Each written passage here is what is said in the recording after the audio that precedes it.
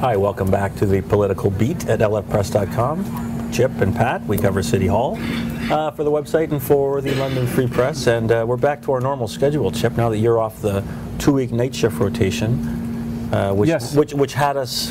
It had its positive things because we had a crowd here. We used to get standing ovations after each of our performances. No, I was going to say that it had its negatives because the night editors were in just off camera and they were staring at us and making me terribly uncomfortable. Were they? Yes. And yet we get along with Dale back here. Yeah, but that's true. But I'm not as much of a... Dale, can you say hi to the people?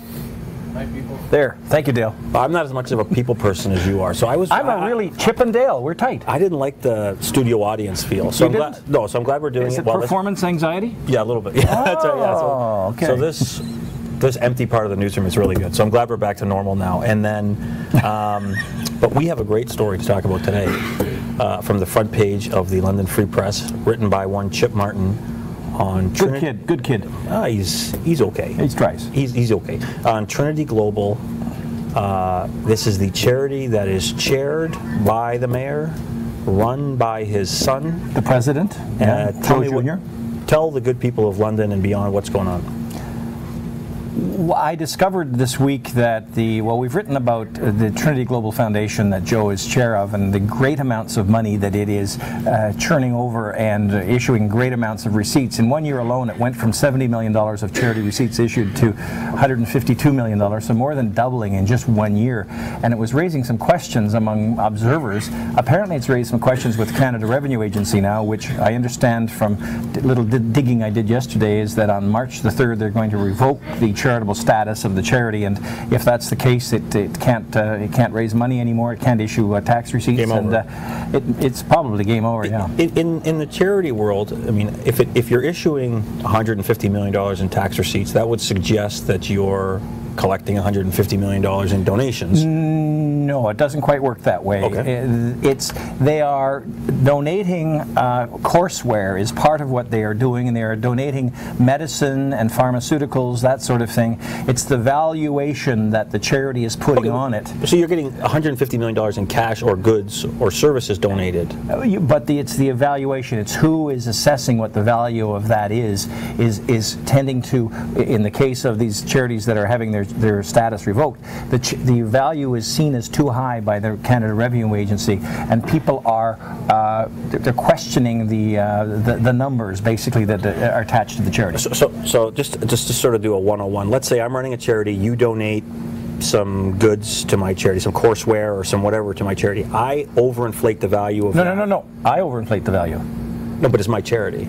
Oh, it's I'm giving you the stuff. Yes. It's my charity. I'm giving you goods. Okay. And I'm giving you $10 worth of goods, but I'm saying I have proof that they're worth $100. So I say it's $100 I'm giving away. And the benefit to you is? Therefore, I give tax receipts for the larger value for people that want to avoid paying income tax.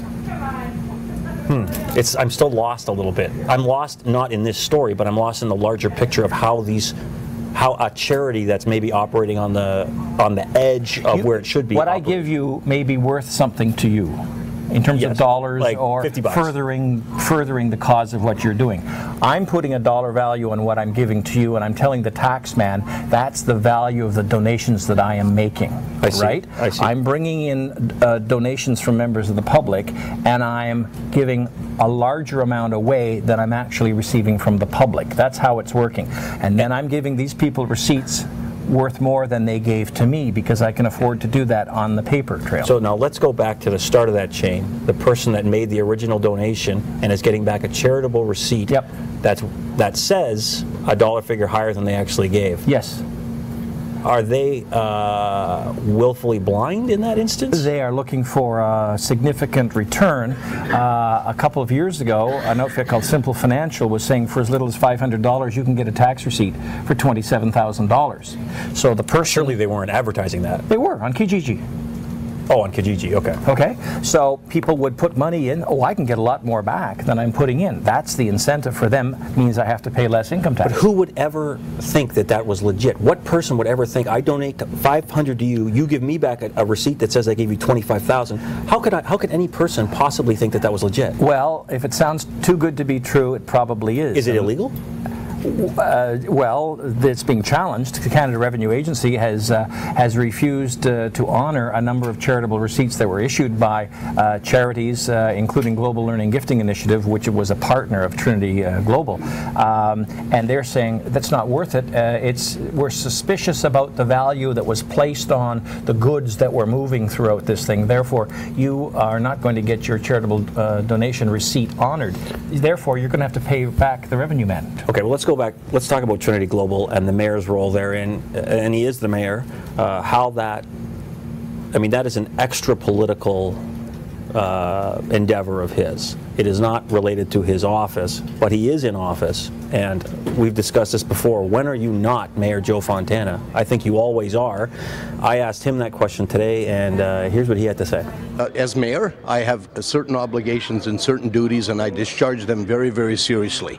What I do in my other life, whether or not it's I help people through a foundation or whether or not I help people in other ways, is Joe Fontana the person. And so I can separate and I would hope that people understand and would accept the fact is that as mayor, I do certain things as mayor, and they may like it, may not like it, but the fact is that what I do in other ways to help my community, and I have done it for tons of years.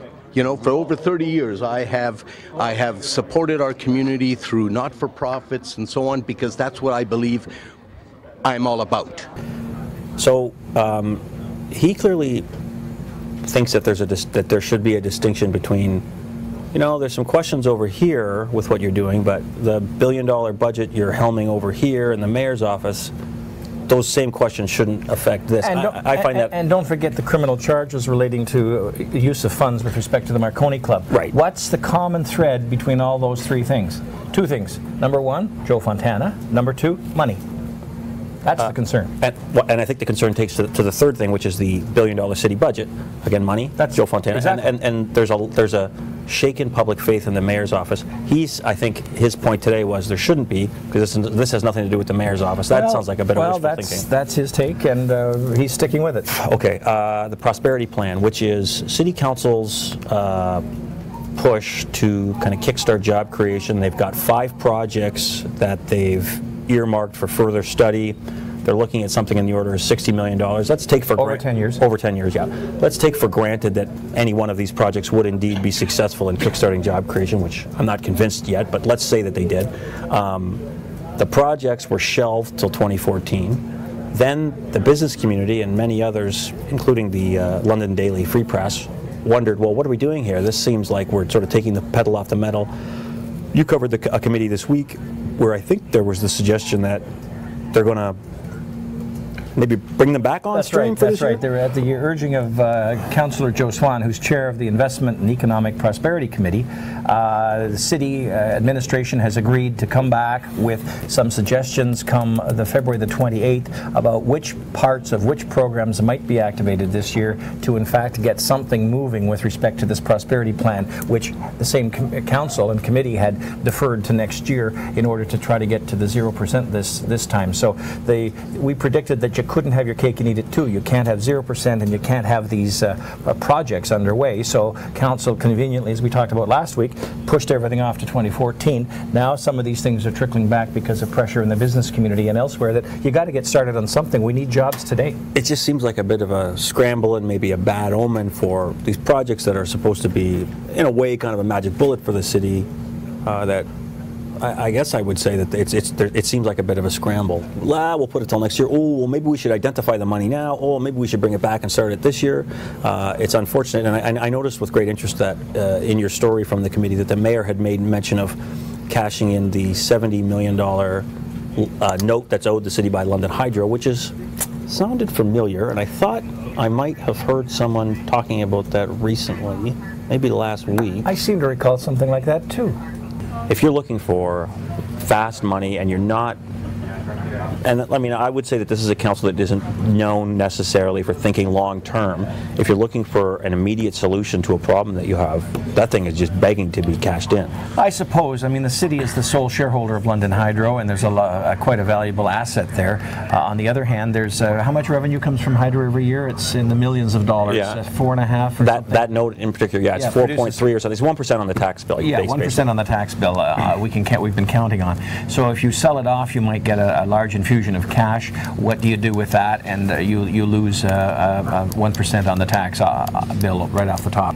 So I guess it was pretty easy to predict that low-hanging fruit would be just kind of sitting there. It's a breaking ball that doesn't break. It just hangs over the plate. It's there, and it should be pointed out that the province has suggested that these notes should perhaps be cashed in, and they should find other ways to deal with their utilities. Right, but the note produces about a 1% worth of interest on for the budget every year. So, but again, I don't think this is a council that's known for being long-term thinking, and this is certainly a short-term fix, and it's a lot of money. It's a lot of money.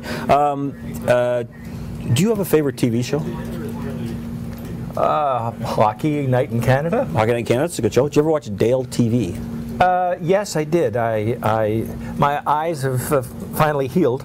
I watched several episodes of it, 3 episodes, and it was interesting. That's another Dale. That's no, right. Different, not this Dale. The other Dale. Councillor Dale Henderson. Councillor Dale Henderson. Yeah. One of the parts when he was talking about annexation, I really enjoyed when he was talking about how we should have a ring road to go around the city, and how the city should be quietly acquiring land somewhere along the 6th concession north of the city in order to build a ring road. Interesting thinking. We'll see what kind of run it has if it's renewed. And I think Sweeps Week is coming up. Sweeps Week. Well, we'll see how that goes. You know what somebody suggested? That we should run a poll question.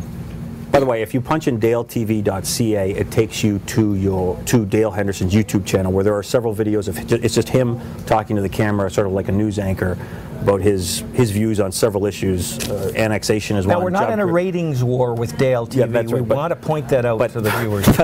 But someone suggested that we should run a poll that said, what would you rather watch, Dale TV or The Political Beat? And I think that Dale would probably win.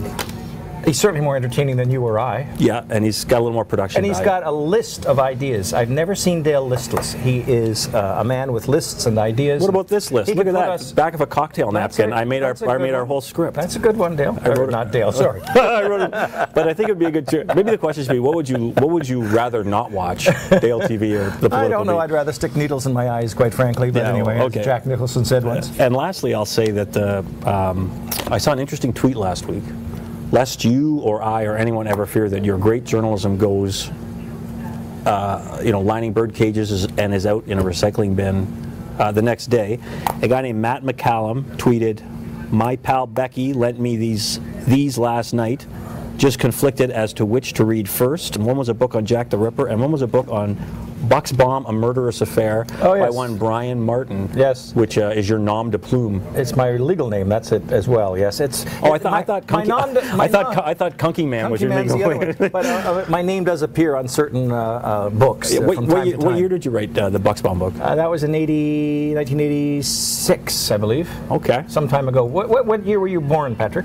I would have been born in 1978. So I was about 8 when that book came out. And I didn't see it at the time, but I've seen it now, and I just thought you might laugh to know that some guy was all jazzed up that he got a copy of my book. Yeah, it's probably worth about 50 cents. And does that get you a cup of coffee too? Yeah. Okay, so that's our work will live forever. on and on and on and on and on. Anyway, thanks for watching, and we'll see you next time.